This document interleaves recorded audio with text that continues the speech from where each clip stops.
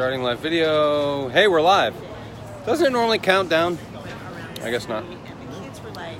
Hey kids, Man Mondays. Welcome. It's welcome from Chinatown here in New York City. I'm with friends Jim Meskimen. Hi there. And Tamra Meskimen. Hello. And Denise Duff. But it's Man Monday, so we'll stay. It's Man Monday. Oh, look at that. It just said, do you want to tag Jim Meskimen in this video? Yes. How did it know? Yes. How do it know that? I know. The It's man, amazing. not the men. It's amazing. It's their man name.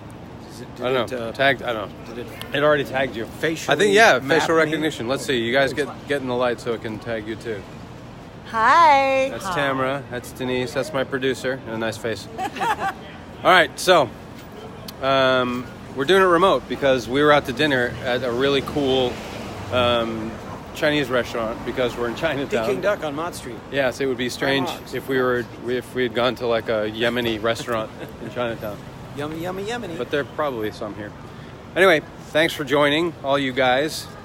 Very cool. Very cool to see all y'all. So the topic this evening, Jim, is, this is Man Mondays, so we talk about relationships in sports. Yeah. And the topic I wanted to talk about tonight was playing to your teammates' strength. Now, in sports, you have, like, say, if we're talking about American football, you have a quarterback, and each different quarterback has certain strengths, right? Like you have Tom Brady, who sits in the pocket. You have Russell Wilson, who runs, right? And the coach and the team will work with their strength. Well, it is the same with your relationship. So the big question is, do you really even know what the strength is of your teammate? So with me and Denise, she's very personable, as probably everybody here who's watching this knows. And that's a strength that I play to. I actually we work things out so that works. I actually will bring her with me to situations where the light is really good Nice here. light here, Yeah, the lights. We may Nice pause light here for a little bit. Yeah, The lighting is nice really light good. here. Great. I will actually bring her with me when there's a social situation where I know that it would be helpful. And actually, Jim here was the person that gave me the phrase "a weapon for good," and I've used that many times, by the way. So we got all sorts of people in here. Thanks for coming, all y'all. Ken, good to see you again. Simone, Patrick, brilliant. All right, so the girls are talking. See, this is the strength. Well, this is their strength right there. I happen to overhear what you were saying to your public, and I was saying it is very much like Ron Howard, the director. I'm not a sports guy, but I'm a acting, TV, and film guy, and I've worked with Ron Howard on 5 films, and he directs like a basketball coach. He's trying to get the most out of each player. In his case, his players are departments: camera department, sound department, actors, of course, maybe stunts, maybe special effects, trying to communicate to them, to support them, to get them all to play basically, at their best, to pull off the best effect. And so it makes sense to think about that. Anybody you're working with, a relationship, a work relationship, or your marital relationship or your love relationship, whatever, play to their strengths. Find out, like you said, find out who they are. First of all, what are their strengths? It's so easy to think of their weaknesses. And for them to think of your weaknesses and for you to get into a fracas. A fracas. It's not a word you hear very often. But that's not good. That's the first time we've heard that word on this feed, by the way. Now, what's really cool is Jim and Tamra, they have been married 2 more years than Denise and I. In fact, Denise and I... It's not a contest, Michael. No, it is. It totally is. Kidding me? Denise and I had our 29th wedding anniversary yesterday. We had a blast. It was great. Jim and Tamra had 31. Their 31st 10 days ago. So... Married right here in New York City. Oh. Yeah, not too far. Spring Street and West Broadway. Oh, wow. Very cool. We're on Mott Street in Chinatown right now. Not far. Yeah, not far. We got married in New York too, actually, in Astoria. Hey, there you go. So, so not not Manhattan. Oh, it is always a competition. Did you see that? Yeah. See, I know my friend's strength. One of his strengths is that he will take a joke very well. Play to his strength. Oh my God, so brilliant, so brilliant. For those of you who are new to this feed, I have a book that I'm writing called Happily Unsingle, and I actually started the masterclass last week. So if you, I left the survey up on happilyounsingle.com. If you guys want to get in on this masterclass, it's free if you sign up now, and it's a private Facebook group. I'll invite you, and you can sign up there, and I will continue it tomorrow night. In fact, Tuesday nights at 9:30, I'll be doing that, but you have to go onto that private group to see that. Ken, you're the bomb. Paul, thanks for joining. I guess this is Simonetta. I do this a lot. Oh, Amanda. One of my golf buddies there. Huh. Scrolling. Billy Burke. See, Jim's an amazing, he's an amazing actor. He does voices. You've probably seen him on America's Got Talent. And voices here and there, yeah. When I can. Faces also. Voices and faces. Which are good. It's a good combination. Yeah. They fit together. Genius. George W. Bush, too. George W. Bush has a lot to talk about. What's that? Sorry, is that my ride? Or is that the Emperor which just arrived? I don't know. Relationships. Talking about putting together a good relationship. It's important to use, cacophony. What? Tell me. Cacophony. You heard it here first, kids. I'm just going to stand here and enjoy Jim. That's actually usually what I do when he's around. Hijack your podcast. No, it's good. It's Man Mondays. That's what we're here for. Although there are a lot of women on here. Liz, it's good to have you on here. It's just this is a great hang. Kevin Grant. Okay, so Jim and Tamra were the best bosses ever. Liz Harding. Thank you, Liz. We enjoyed having you work for us. You were one of the more overqualified assistants we ever had.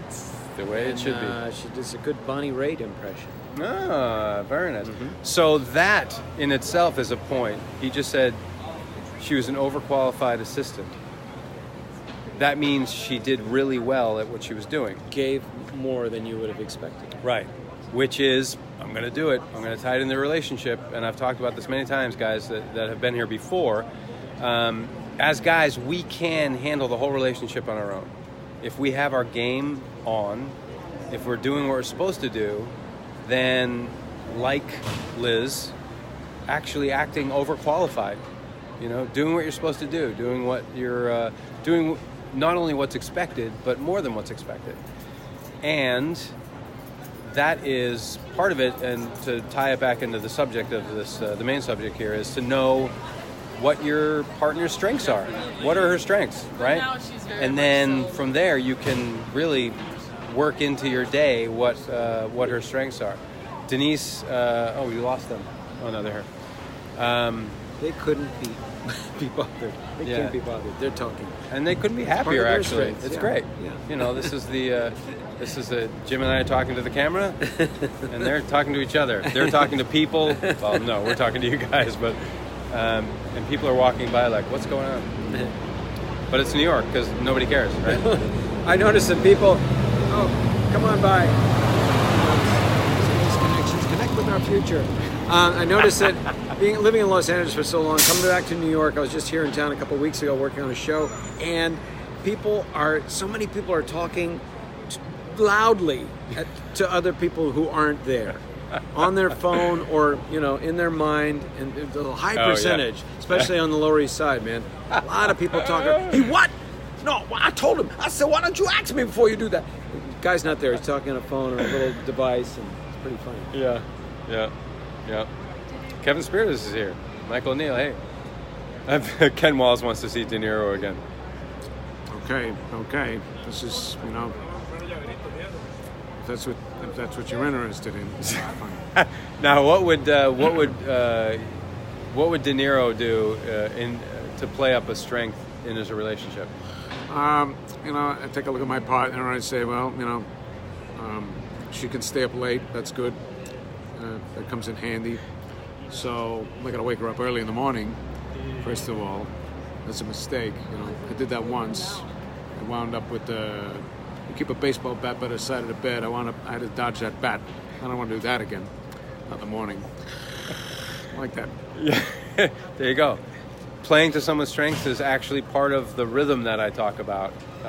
Knowing the rhythm of your mate, right?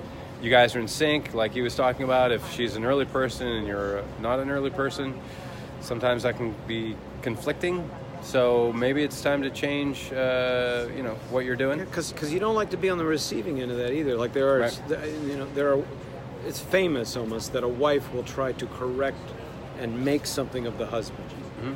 And so that's taking what is perceived to be a weakness and replacing it with a strength or turning it into a strength. But if it's not natively his own actual attribute, then it becomes a war of trying to turn you into something else. Mm-hmm. And it's a fine line because there's certain things, like I'm sure with you as it was with me, I needed correction on some points of, I don't know, just habits and stuff. So that works. But anyway, it's a very interesting point to evaluate. What are the strengths of the other person and how can you support that? Rather than what are the weaknesses and what can I do to correct that in the other person, which is a complete probably waste of time. See, serious words for a person who's been married longer than Denise and I. His wife, by the way, he was talking to my wife, is amazing. She runs the acting center, any actors over there in LA. The best acting school in the world. Yep. And it's kicking ass and creating some amazing actors who don't seem like they're acting. It's amazing. It's I've seen lots of their work, and they're just the role. It's just fantastic.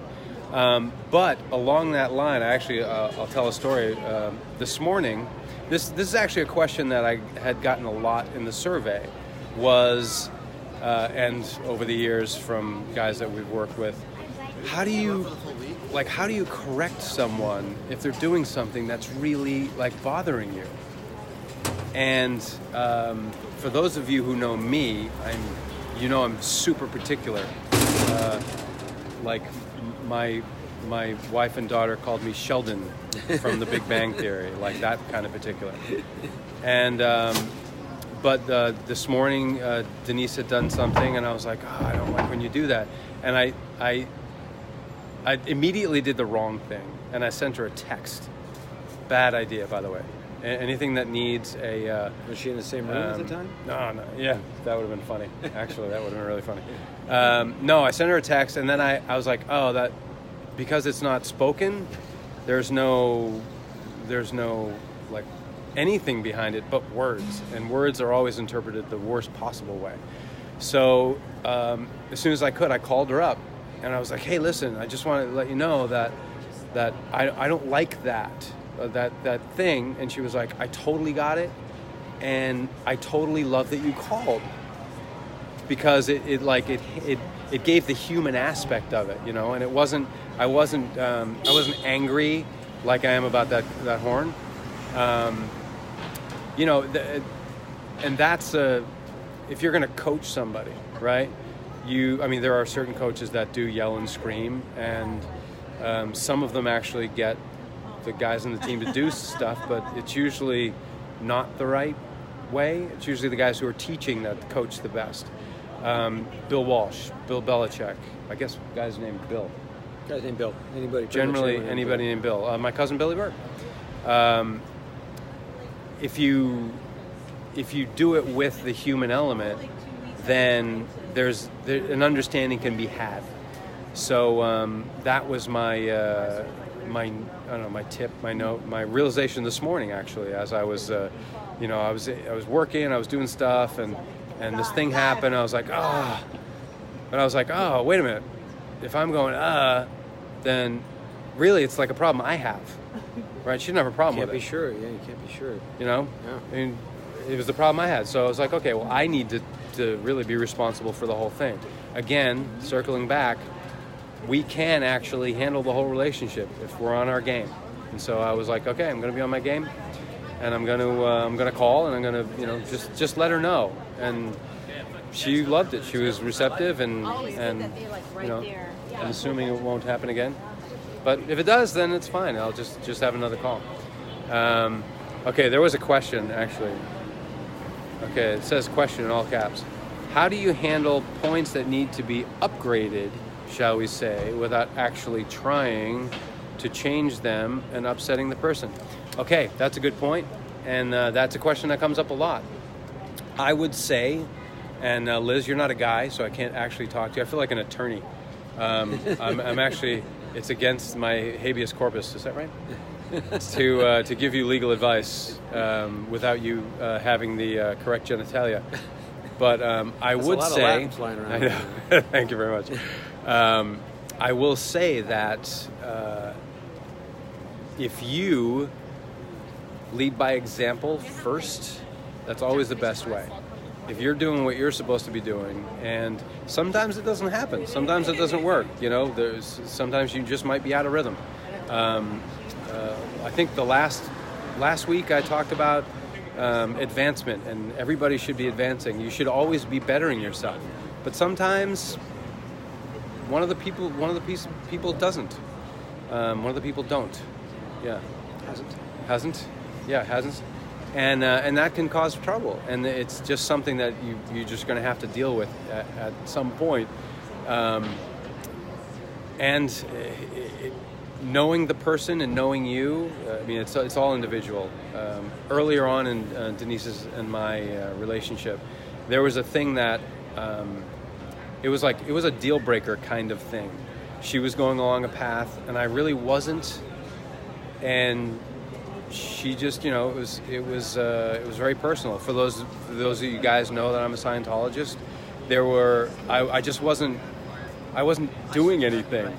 And, the whole thing with Scientology is that it makes you a better version of you. And she just saw that I wasn't really, I wasn't helping myself. I wasn't really doing anything to better myself.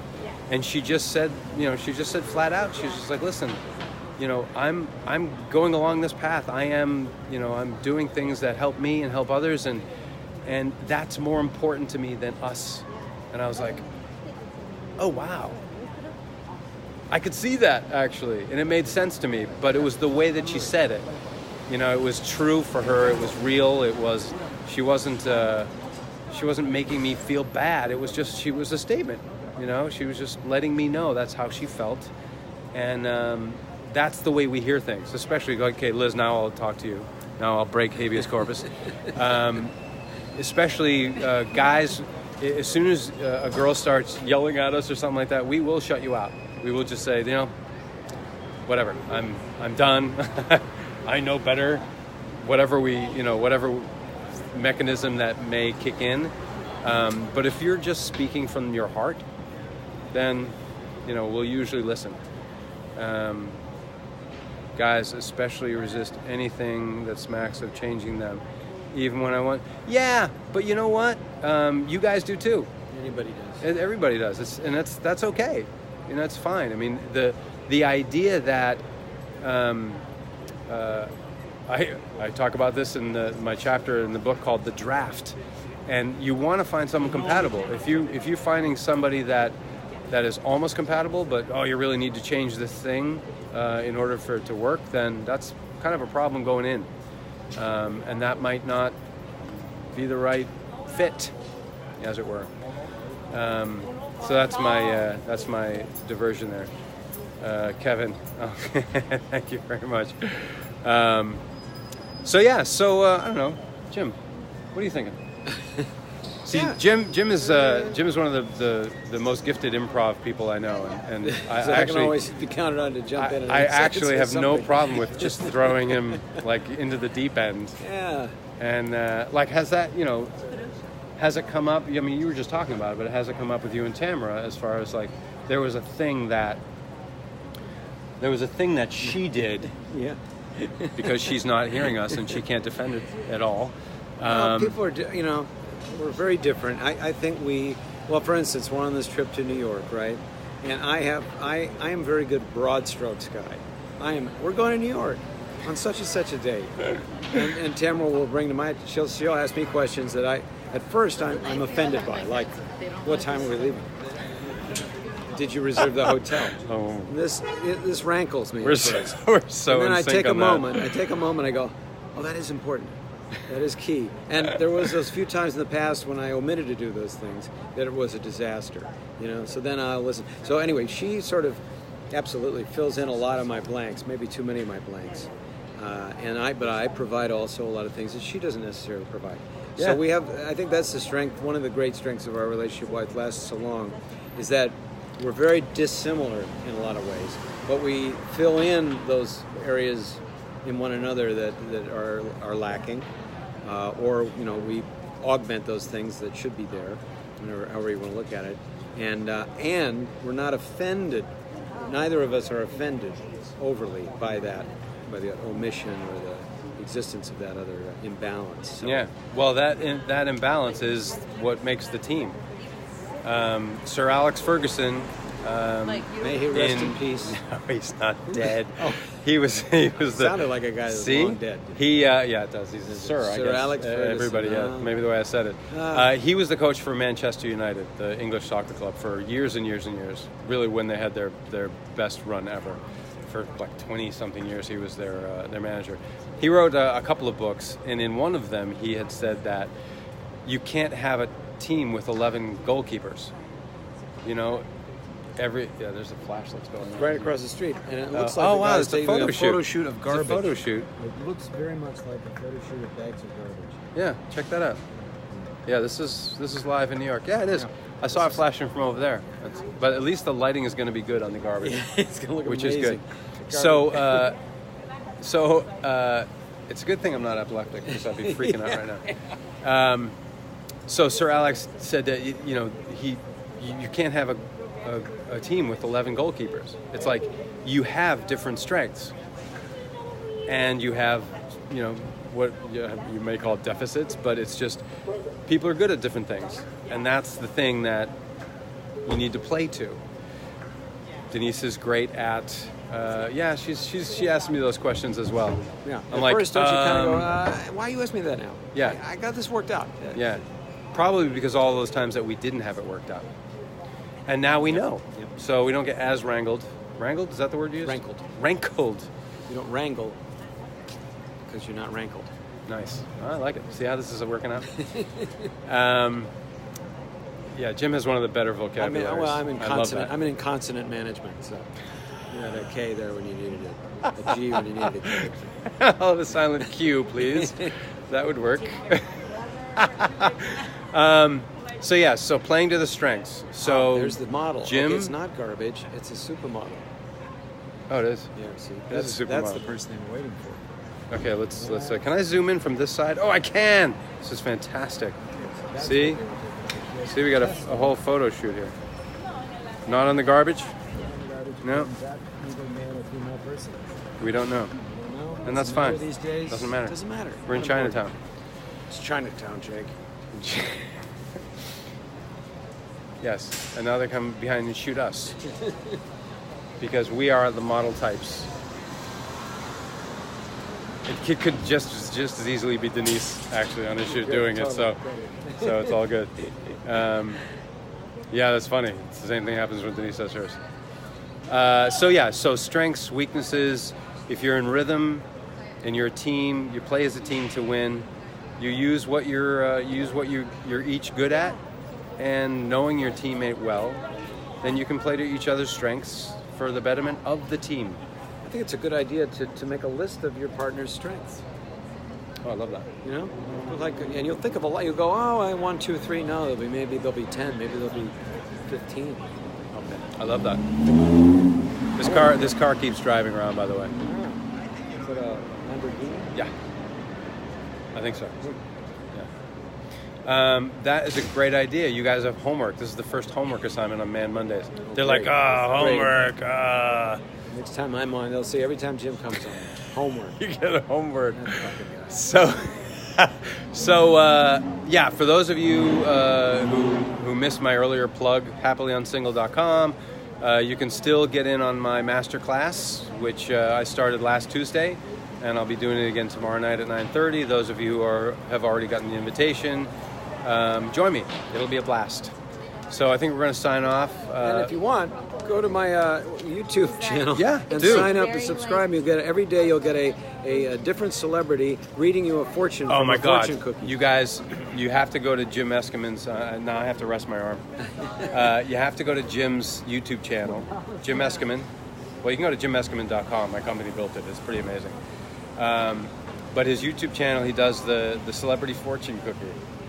Every day, 365 days a year. It's got a wheel that he spins with a different celebrity voice.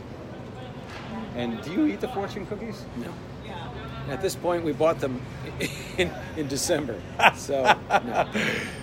There you have it. This is a little behind the scenes. So when you go, although I did do one, I ate one because we were doing Star Wars voices, and it was Jabba the Hutt, and so I went, I ate that one. Perfect. There you go. So subscribe to Jim. I mean, you can subscribe to my YouTube channel too, but it's not nearly as fun as first his, then if you feel like it. There's nothing on mine.